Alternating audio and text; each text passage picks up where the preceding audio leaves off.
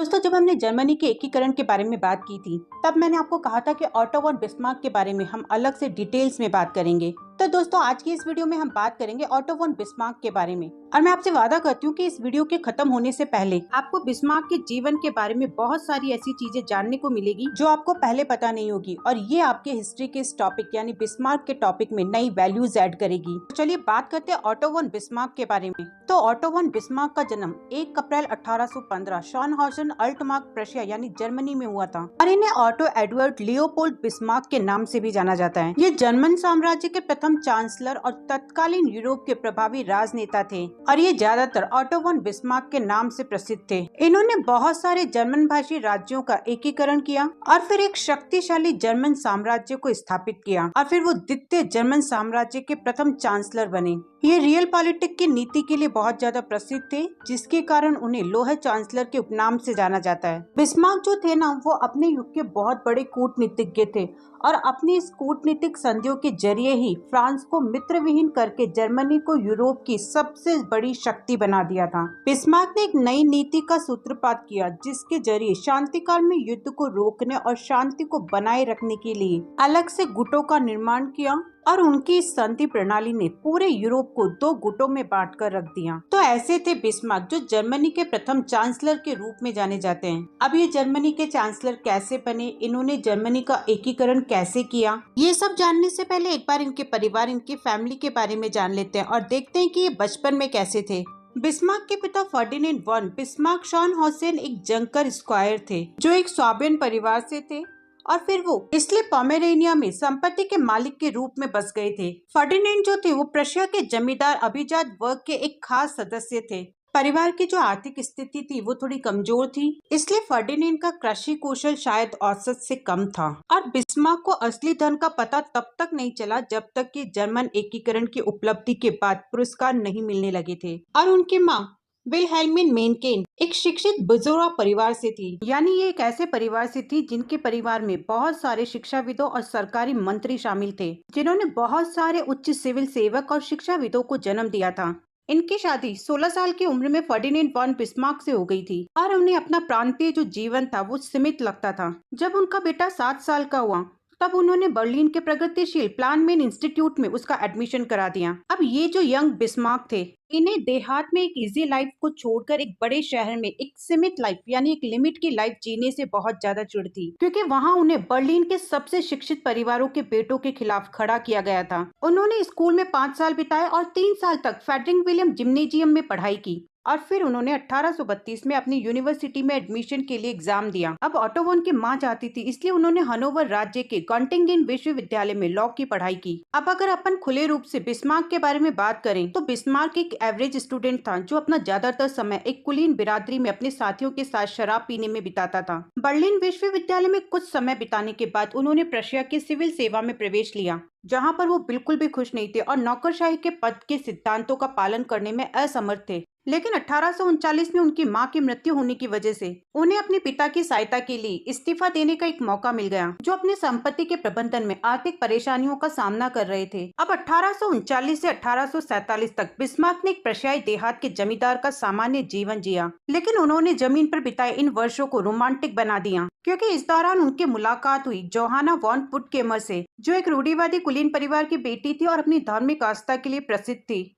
और 1847 में उन्होंने जोहाना से शादी कर ली। अब जोहाना से प्रेम करते समय बिस्मार्क ने एक धार्मिक परिवर्तन को महसूस किया।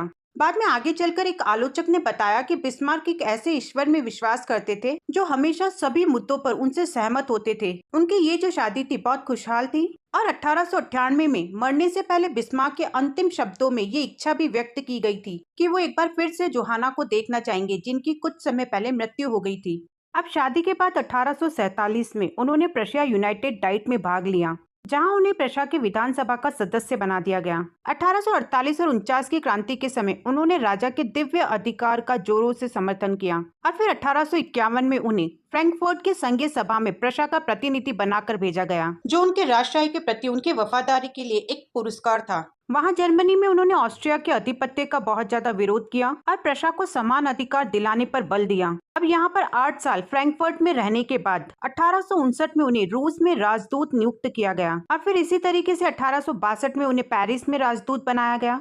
और फिर इसी साल यानी 1862 में ही उन्हें सेना के विस्तार के प्रश्न पर संसदीय परेशानी आने की वजह से उन्हें परराष्ट्र मंत्री और प्रधानमंत्री के पद पर नियुक्त किया गया। लेकिन जब उन्हें सेना के पुनर्गठन की स्वीकृति नहीं मिली और बजट पास कराने में सफलता नहीं मिली, तब उन्होंने पार्लियामेंट से बिना पूछे ही काम करना शुरू कर दिया और जनता से भी टैक्स वसूल करते रहे। ये लड़ाई अभी चल ही रही थी कि स्लेज़विग होल्स्टीन के प्रभुत्व का प्रश्न फिर से खड़ा हो गया और जर्मन राष्ट्रीयता की भावना का लाभ उठाकर बिस्मार्क ने ऑस्ट्रिया के सहयोग से डेनमार्क पर हमला कर दिया और फिर दोनों ने मिलकर 1864 में इस क्षेत्र को अपने राज्य में मिला लिया।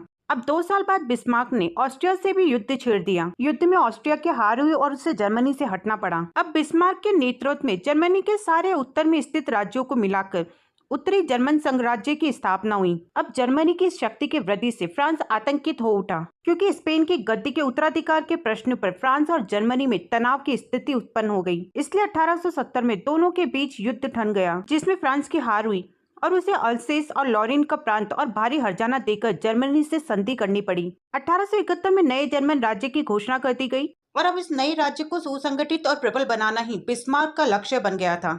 इसलिए उसने ऑस्ट्रिया और इटली से मिलकर एक त्रिराष्ट्रीय संधि की। लेकिन पॉप की अमोघ सत्ता का खतरा कम करने के लिए उसने कैथोलिक की शक्ति को रोकने के लिए बहुत सारे कानून बनाए और समाजवादी आंदोलन के दमन की भी कोशिश की, लेकिन उसे इसमें सफलता नहीं मिली। इसलिए साम्राज्य में तनाव और असंतोष की स्थिति उत्पन्न हो गई। इस वजह से 1890 में नए जर्मन सम्राट विलियम द्वितीय से बिस्मार्क के मतभेद हो गए और इस वजह से उसे अपना पद त्यागना पड़ा। अब बात करेंगे बिस्मार्क की नीतियों के बारे में। बिस्मार्क ने 1862 में उदारवादियों के सिद्धांत का खंडन करने के लिए अपनी नीतियां इस प्रकार स्पष्ट की थी। उन्होंने कहा कि जर्मनी का ध्यान प्रशा के उदारवादी की ओर नहीं बल्कि उसकी शक्ति पर लगा हुआ है। उन्होंने बताया कि जर्मनी की जो समस्या है उसका समाधान बौद्धिक भाषणों से नहीं, आदर्शवाद से नहीं, बहुमत के निर्णय से नहीं, बल्कि प्रशा के नेतृत्व में रक्त और तलवार की नीति से होगा। इसका मतलब ये है कि प्रशा के भविष्य का जो निर्माण है वो सेना करेगी, न कि संसद। और यहाँ पर रक्त और लोहे की नीति का जो मतलब है वो युद्ध से है। बिस्मार्क का ये निश्चित रूप से मानना था कि जर्मनी का एकीकरण फ्रांस, रूस, इंग्लैंड और ऑस्ट्रिया कभी भी स्वीकार नहीं करेगा, क्योंकि संयुक्त जर्मनी यूरोप के शक्ति संतुलन के लिए सबसे बड़ा खतरा बन चुका है। इसलिए बिस्मार्क को विश्वास हो गया था कि जर्मनी के एकीकरण के लिए शक्ति का प्रयोग जरूरी है, क्योंकि बिस्मार्क का जो मुख्य उद्देश्य था वो था प्रशा को शक्तिशाली बनाकर जर्मन संघ से ऑस्ट्रिया को बाहर निकालना और जर्मनी में उसके प्रभाव को खत्म करके प्रशा के नेतृत्व में जर्मनी का एकीकरण करना था। इसके लिए बहुत जरूरी था कि राज्य की सभी सत्ता और अधिकार राज्य में केंद्रित हो, क्योंकि बिस्मार्क राजतंत्र में विश्वास रखता था। इसलिए उसने राजतंत्र के केंद्र बिंदु पर ही सारी जर्मनी की राष्ट्रीयता को एक सूत्र में बांधने की कोशिश की। बिस्मार्क ने अपने पूरे कार्यक्रम के दौरान इस बात का खास ध्यान रखा कि जर्मनी के एकीकरण के लिए प्रशा की अस्मिता नष्ट न हो जाए, क्योंकि वो किसी भी हाल में प्रशा का बलिदान करने के लिए तैयार नहीं था, जैसा कि पिडमॉन्ट ने इटली के एकीकरण के समय किया था। बिस्मार्क तो प्रशा में ही जर्मनी को शामिल कर लेना चाहता था, इसलिए बिस्मार्क नीचे के स्तर से जर्मनी का एकीकरण नहीं चाहता था। यानी बिस्मार्क उदारवादी तरीके से जनता में एकीकरण की भावना जागृत करने के बदले ऊपर से एकीकरण करना चाहता था। मतलब ये है कि बिस्मार्क ये चाहता था कि कूटनीति और रक्त और लोहे की नीतियों के द्वारा जर्मन राज्यों के अधीनस्थ स्थिति हो, प्रशा की नहीं। इस नजर से वो प्रशा के जर्मनीकरण नहीं बल्कि जर्मनी का प्रशाकरण करना चाहता था। और फिर बिस्मार्क 1862 में प्रशा का चांसलर बना और अपनी कूटनीति, सूझबूझ और रक्त और लोहे की नीति के जरिए जर्मनी का एकीकरण पूरा किया। अब 1871 में एकीकरण के बाद बिस्मार्क ने घोषणा की कि जर्मनी एक संतुष्ट राष्ट्र है और वो उपनिवेशवादी प्रसार में कोई रुचि नहीं रखता। इस तरीके से उसने जर्मनी के विस्तार संबंधी जितनी भी आशंकाएं थी उसे दूर करने की कोशिश की, लेकिन फिर भी बिस्मार्क को जर्मनी के आंतरिक समस्याओं से गुजरना पड़ा। अब ये जो आंतरिक समस्याएं थी, इन समस्याओं के समाधान उसने प्रस्तुत तो किए, लेकिन समस्याओं की जटिलता ने उसे 1890 में त्याग पत्र देने को मजबूर कर दिया। तो चलिए देखते कि बिस्मार्क को जर्मनी के कौन कौन सी आंतरिक समस्याओं से गुजरना पड़ा था। अब क्या हुआ कि एकीकरण के बाद में जर्मनी में औद्योगिकरण बहुत तेजी से हुआ, कारखानों में मजदूरों की बहुत ज्यादा वृद्धि हो गई, लेकिन वहां पर उनकी स्थिति निम्न रही, क्योंकि उनके रहने और खाने पीने की कोई उचित व्यवस्था नहीं थी और इस वजह से आर्थिक और सामाजिक स्थिति खराब होने के कारण समाजवादियों का प्रभाव बढ़ने लगा। पूरी जर्मनी में कई तरह के कानून बने हुए थे और एकीकरण के दौरान हुए युद्धों से आर्थिक संसाधनों की कमी हो गई थी, जिसकी वजह से देश की आर्थिक प्रगति रुक रही थी। बिस्मार्क को धार्मिक समस्याओं का भी सामना करना पड़ा, क्योंकि प्रशा के लोग प्रोटेस्टेंट धर्म के अनुयायी थे, जबकि जर्मनी के दूसरे राज्यों की प्रजा ज्यादातर कैथोलिक धर्म के अनुयायी थी। अब ये जो कैथोलिक लोग थे ये बिस्मार्क के एकीकरण के बहुत ज्यादा विरोधी थे, क्योंकि उन्हें ये डर था कि प्रोटेस्टेंट धर्म को मानने वाला प्रशा उनका दमन कर देगा। अब इधर ऑस्ट्रिया और फ्रांस को हराकर बिस्मार्क ने जर्मन कैथोलिक को नाराज कर दिया था, क्योंकि ये दोनों कैथोलिक देश थे। रोम से पॉप की सत्ता समाप्त हो जाने से जर्मन कैथोलिक क्रोधित हो उठे और उन्होंने बिस्मार्क का विरोध करना शुरू कर दिया।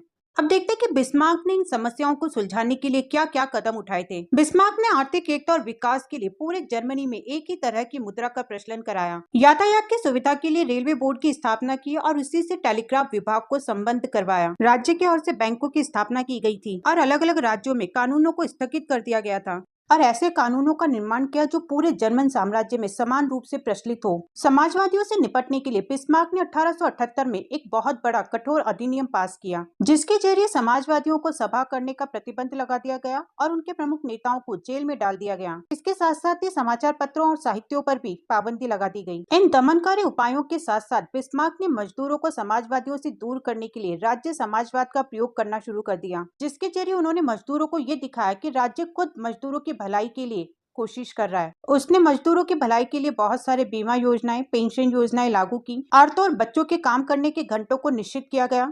बिस्मार्क का ये राज्य समाजवाद वास्तविक समाजवाद नहीं था, क्योंकि वो जनतंत्र का विरोधी था और पूंजीवाद का समर्थन था। औद्योगिक उन्नति के लिए बिस्मार्क ने जर्मन उद्योगों को संरक्षण दिया, जिससे उद्योगों और उत्पादन में वृद्धि हुई। तैयार माल को बेचने के लिए नई मंडियों की आवश्यकता थी और इस जरूरत ने बिस्मार्क की औपनिवेशिक नीति अपनाने के लिए प्रेरित किया, जिसकी वजह से 1884 में बिस्मार्क ने अफ्रीका के पूर्वी और दक्षिणी पश्चिमी भागों में बहुत सारे व्यापारिक चौकियों की स्थापना की और 3 सम्राटों के संघ से बाहर हो गया। उसने कहा कि बिस्मार्क ने एक मित्र का पक्ष लेकर दूसरे मित्र को खो दिया है, क्योंकि बिस्मार्क के लिए ऑस्ट्रिया की मित्रता ज्यादा फायदेमंद थी, क्योंकि ऑस्ट्रिया के बीच संधि होने की स्थिति में जर्मनी का प्रभाव ज्यादा रहता है। इसलिए 1879 में एक द्विगुट संधि हुई, जिसमें रूस को जर्मनी से अलग हो जाना बिस्मार्क के लिए चिंता का विषय बन गया, क्योंकि उसे डर था कि कहीं रूस फ्रांस के साथ कोई मैत्री संधि न कर ले। इसलिए उसने तुरंत ही रूस के साथ संबंध सुधारने की कोशिश की और 1881 में उसे सफलता भी मिली। अब जर्मनी, रूस और ऑस्ट्रिया के बीच संधि हो गई। अब जब जर्मनी, रूस और ऑस्ट्रिया के बीच संधि हो गई, तब बिस्मार्क ने इटली की ओर ध्यान देना शुरू किया और इटली से संधि करके फ्रांस को यूरोपीय राजनीति से बिल्कुल अलग कर देना चाहा। लेकिन इस समय फ्रांस और इटली दोनों ही अफ्रीका में स्थित ट्यूनिस पर अधिकार करना चाहते थे। इसलिए बिस्मार्क ने फ्रांस को ट्यूनिस पर अधिकार करने के लिए प्रोत्साहित किया, ताकि फ्रांस में जर्मनी के पक्ष में सद्भावना फैल जाए और फ्रांस जो है वो साम्राज्यवाद में उलझ जाए, जिससे जर्मनी से बदला लेने की बात दूर हो जाए। अब इधर 1881 में फ्रांस ने ट्यूनिस पर अधिकार कर लिया, जिससे इटली नाराज हो गया और इटली की नाराजगी का फायदा उठाकर बिस्मार्क ने 1882 में इटली, जर्मनी और ऑस्ट्रिया के बीच ट्रिगुट संधि को जन्म दिया। तो इस संधि के बाद बिस्मार्क ने विदेश नीति के अंतर्गत क्या क्या कदम उठाए वो देखते हैं। बिस्मार्क ने एक नई संधि प्रणाली को जन्म दिया और संधि करके उसने अलग अलग गुटों का निर्माण किया और इस संधि प्रणाली की खास विशेषता ये थी कि जनरली इतिहास में जितनी भी संधियां हुई थी वो युद्ध काल में हुई थी, यानी युद्ध के दौरान हुई थी। लेकिन बिस्मार्क ने शांति काल में संधि प्रणाली को जन्म देकर एक नए दृष्टिकोण को सामने रखा। तीनों सम्राटों का संघ बनाकर विदेश नीति के क्षेत्र में संधि प्रणाली के जरिए बिस्मार्क का ये पहला कदम था। 1872 में 3 सम्राटों के संघ का निर्माण किया।